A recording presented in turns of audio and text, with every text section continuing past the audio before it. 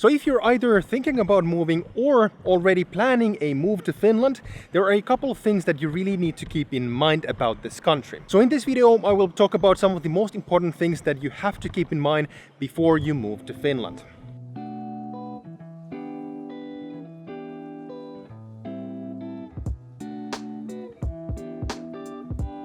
Alright, so the first thing to be aware of is that due to the geographical location of Finland, we experience very strong seasons with stark differences between summer, winter, autumn and spring. So if you come from a country where you do not have strong seasons or even just a proper winter, these seasons in Finland can really mess with you both physically and mentally, especially during the first year. So first, Finland has a very long and very dark winter, during which the sun barely comes out during the day. A couple of examples, for example here in the capital region, which is in the southernmost part of Finland, the shortest day in the year, which is in the midwinter, only sees about 5.5 hours of sunlight. However, the higher up north you go, the shorter the days are during the winter. In fact, the northernmost part of Finland experiences something called a polar night, or kaamos in Finnish. This time period, which lasts around 52 days, is a period during which the sun does not rise above the horizon at all. Alright, so it's really starting to get cold here in Helsinki. Exceptionally cold if you think about the last couple of years. It's minus 18 in the morning, 40 centimeters of snow. While the winters in Finland are long and dark, the summers here are the exact opposite. So during the summer, Finland actually sees an exceptional amount of sunlight, with the northernmost part of Finland experiencing a phenomena called the midnight sun, a 70-day period during which the sun does not dip below the horizon. So that's basically the opposite to the polar night. On the other hand, here in the capital region, the longest day of the year lasts for around 19 hours. Today is the 21st of June, so summer solstice. It's just past 11 p.m. and the sun has just set below the horizon. The sun is coming back up just before 4 a.m. so it's not gonna stay there for a long time. So basically during midsummer in Finland, even in Helsinki, which is one of the southernmost cities in Finland, the sun isn't really below the horizon that much. Since the longest day of the year is at the end of June, from now on the days are actually already getting shorter by just a few minutes each day. So if you have not experienced these kind of drastic changes in the amount of sunlight, you might be asking, why should I really care? Well, actually during winter, many internationals report feeling depressed and continuously tired, while during the summer, some reported not being able to sleep because the continuous sunlight messed with their internal clocks. Having said this, there are of course many tricks that you can use to combat these issues, and I'm actually planning on making a video about how to survive the Finnish seasons. Anyways, the second thing on the list is the fact that Finland can actually be a rather expensive country to live in, especially if you come from outside the Nordic countries. Everything from your rent to groceries to alcohol can actually feel rather expensive, and I really recommend that you should look into some of the local prices in Finland before moving here, just so that you can get prepared to the local price levels. You can do this by going to this really cool website called Numbeo, from where you can actually see some of the current prices, for example for groceries, travel and so on. Of course, keep in mind that these are just statistical averages, so the final prices that you will pay might vary somewhat. Regardless, it's a great tool to use. Moving on, the next thing to take into account before moving to Finland is that even though it is true that everyone in Finland do speak good English, and most normal things like road signs, public transit ticket machines and government websites are translated into multiple languages, there are still language barriers that you will most likely encounter. So there are a number of these kind of barriers, but just as an example, the most common case that I've heard of is that people get surprised when they go into grocery stores or in supermarkets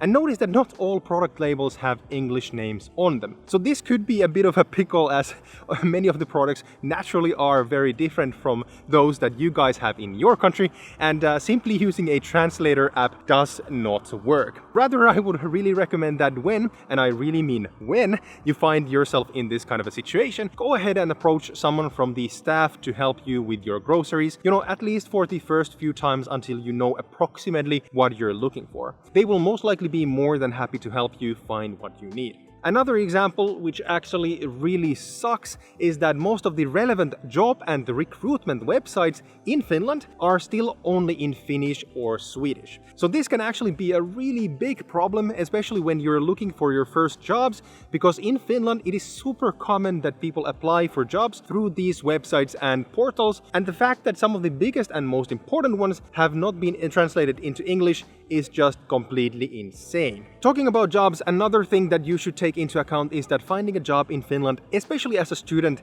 is not easy, especially if you have just started your studies. However, I would also like to note that this applies to both internationals as well as local students, so this is not about discrimination or anything like that. Simply put, most employers prefer hiring people with more experience, and especially university students who are in the beginning of their studies, especially if they're doing their bachelor studies, they're not always that attractive for many employers. This is why many students, both internationals and locals, start with simpler jobs, for example, in the service sector. However, while finding a job in the beginning is difficult, the further you get in your studies, the easier it actually gets. Also, the hardest part is always finding the first jobs in your field, after which things get easier and easier over time. Just be aware of this and don't necessarily expect to find a good paying job right at the start of your studies. Next up, it is good to know that the cliché about Finnish people being a bit reserved actually has some truth to it, meaning that it really takes quite a lot of time and effort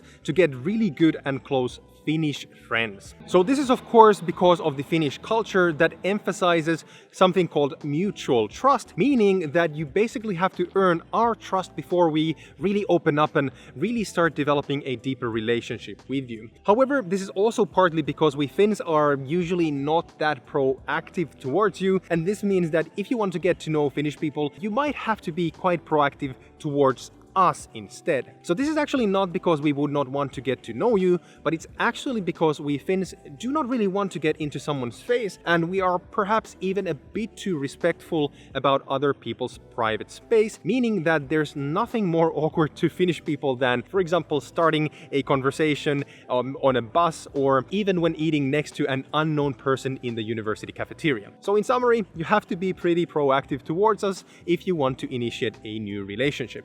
Also, another super important point about friendships and personal relationships in general, while it is still relatively easy to get to know Finnish people on the surface, and it is still easy to get to know people, especially through work, you have to know that there is a rather big difference between an acquaintance and a quote-unquote real friend. So I think the best way of explaining the difference between a real friend and a friendly acquaintance is that with the latter one, we don't really practice this favors to favors kind of attitude, you know, where favors are exchanged for personal gain. Rather, if you need a favor from a Finnish person, you really need him or her to trust you before you can even approach the subject. For example, I have a few unfortunate personal experiences from my studies when international students who I did consider as acquaintances or not so close friends were expecting other students to basically carry their water and help them get good grades, even if they didn't really put in the effort themselves, you know, just because that's how friendships work. No, that's not how things work in Finland. You know, of course, people help each other out,